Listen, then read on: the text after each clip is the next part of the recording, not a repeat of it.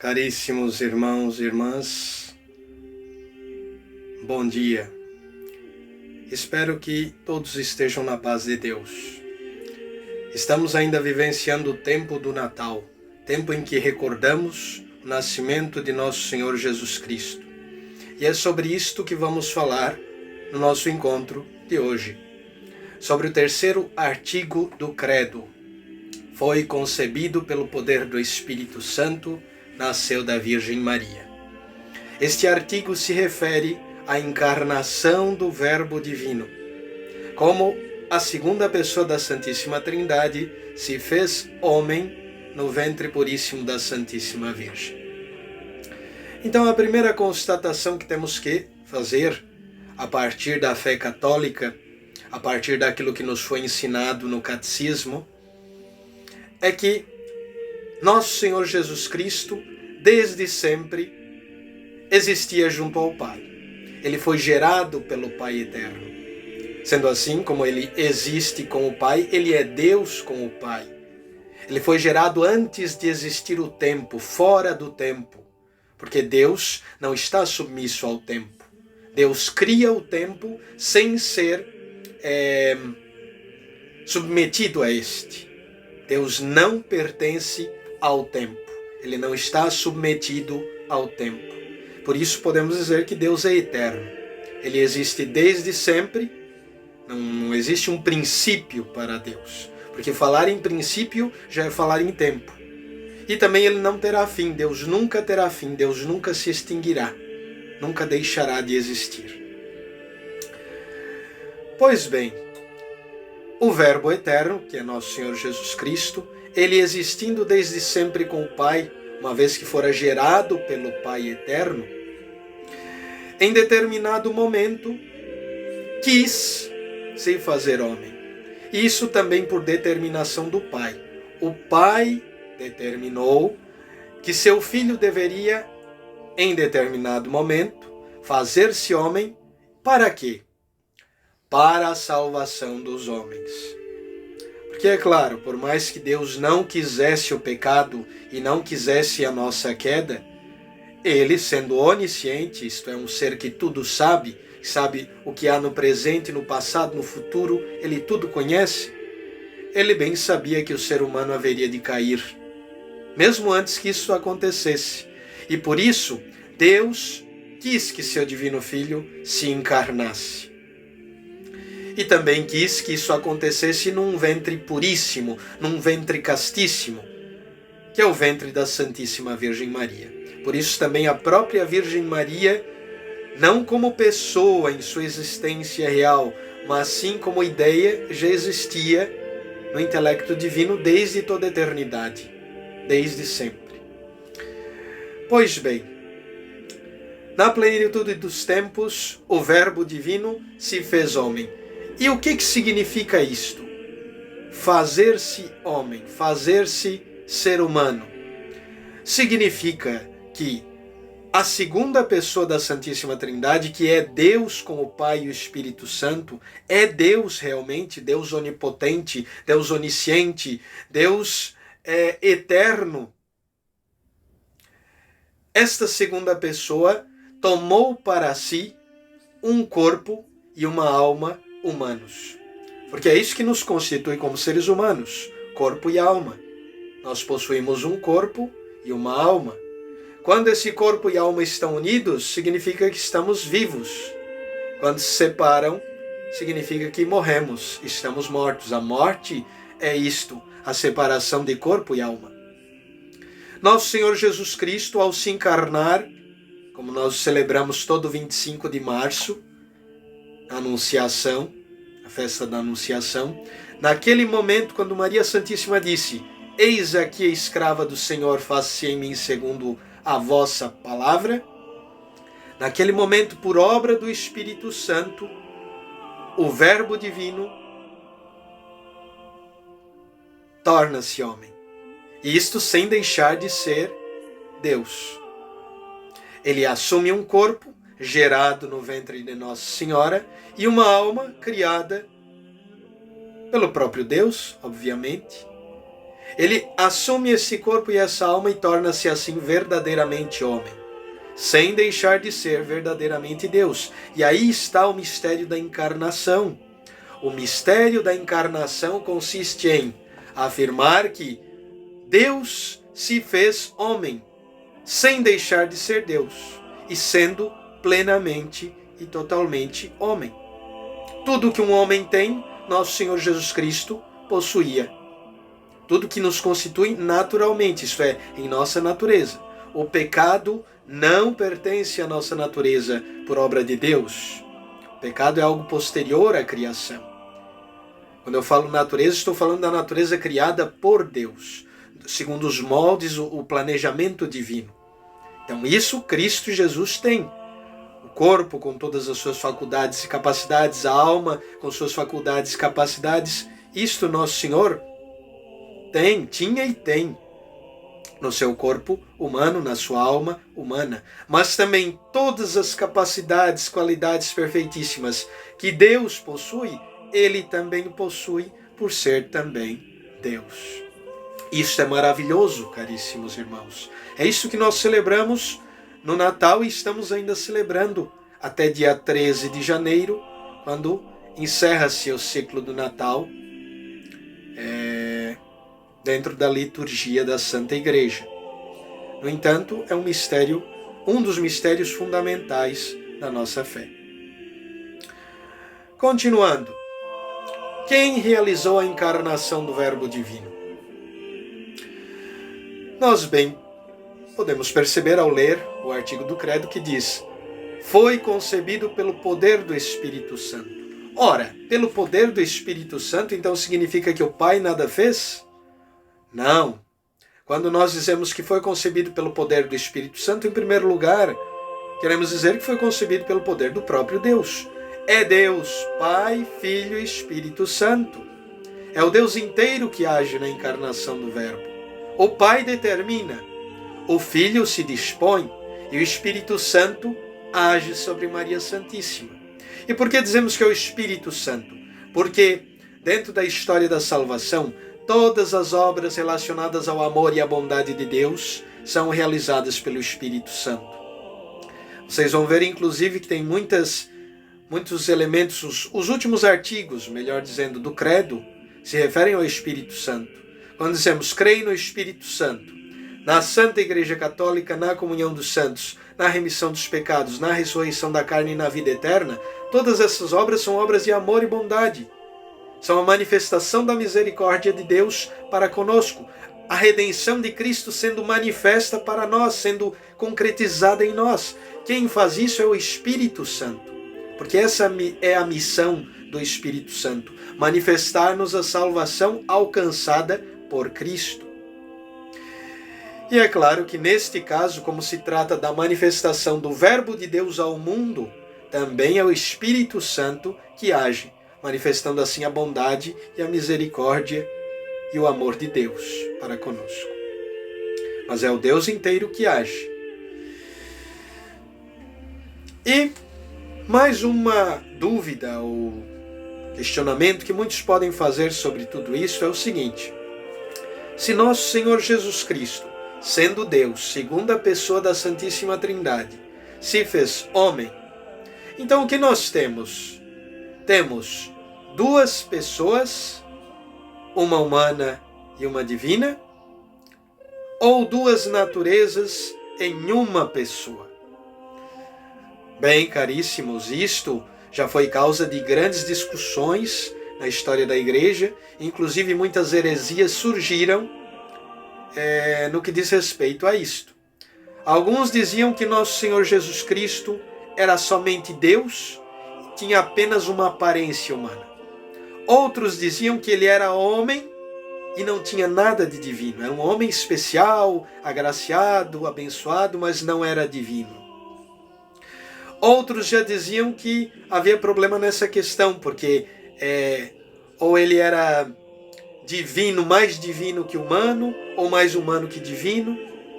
Então, para acabar de vez com essas discussões, a Santa Igreja formulou a doutrina referente à encarnação do Verbo Divino, deixando claro que nosso Senhor Jesus Cristo, ele, sendo o Verbo eterno do Pai, ele constitui uma pessoa só.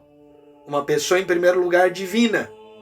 Sim, divina, porque ele nunca deixará de ser Deus. Mas uma vez que ele assumiu no ventre de Nossa Senhora a nossa humanidade, fazendo-se verdadeiramente homem, esta única pessoa divina é também humana. No entanto, se trata de uma só pessoa, a pessoa de nosso Senhor Jesus Cristo, o Verbo divino que se fez carne.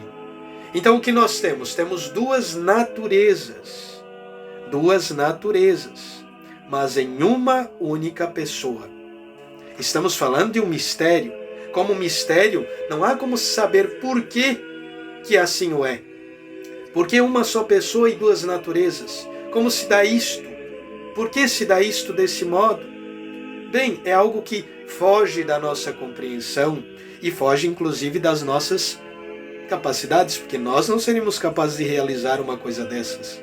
Mesmo quando criamos algo. Podemos pegar, por exemplo, um objeto e dividi-lo. Ou mesmo criar um objeto composto de diversas partes. Podemos dizer que é um objeto. Mas podemos dizer também que é um conjunto de partes? Sim.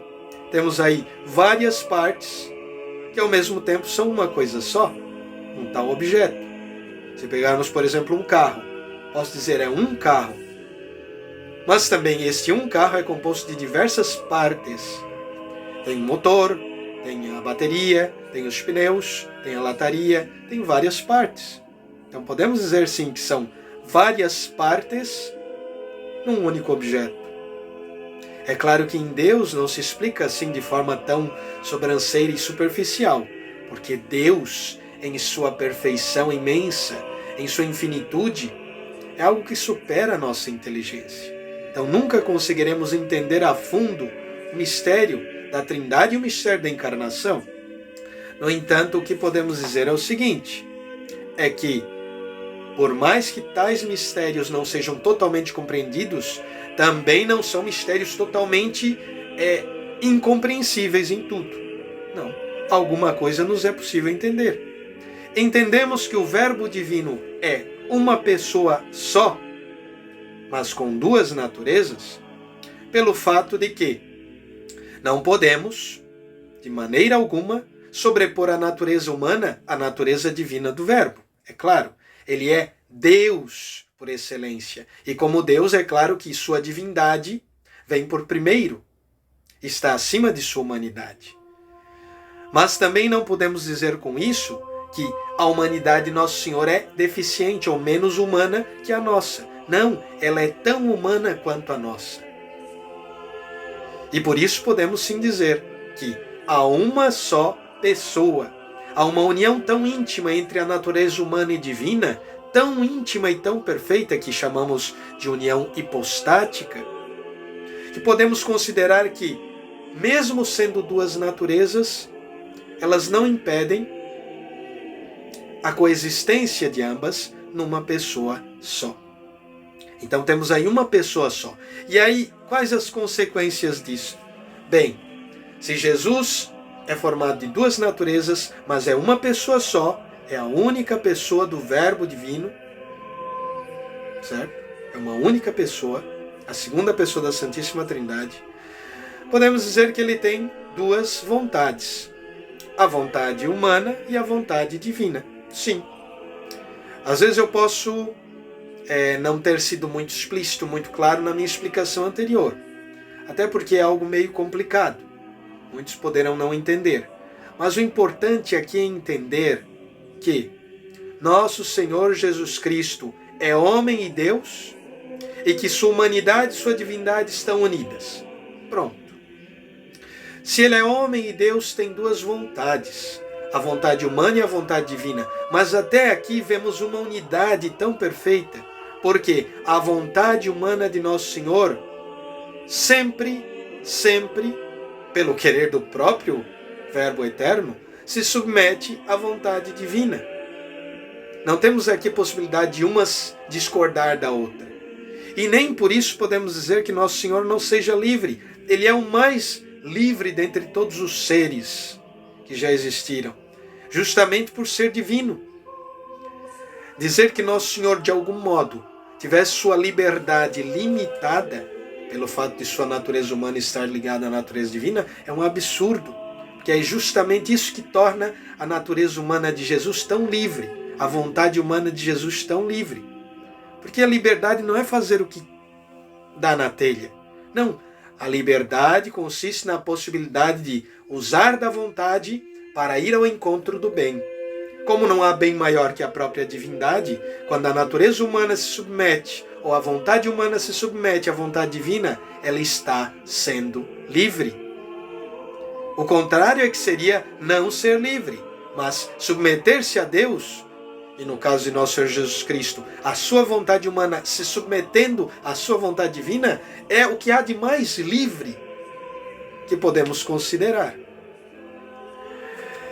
E por fim, qual é a outra constatação que podemos chegar ao falar da existência das duas naturezas na única pessoa do Verbo Divino? Que, se nosso Senhor Jesus Cristo é Deus e homem verdadeiramente, então Nossa Senhora, ao conceber o corpo humano de nosso Senhor Jesus Cristo, ela não é mãe apenas do corpo humano, ela é mãe da pessoa divina e humana de nosso Senhor Jesus Cristo. E por isso ela é verdadeira, autêntica e legítima mãe de Deus. Nisto também é preciso entender muito bem. O mistério da encarnação é o que dá base para, por exemplo, o mistério da maternidade divina de Nossa Senhora. Nossa Senhora é mãe de Deus, não porque ela tenha gerado a divindade. Não. Ela é mãe de Deus por ter gerado o Verbo Divino em nossa humanidade. Ao ser mãe do corpo humano, automaticamente ela é mãe do homem e do Deus.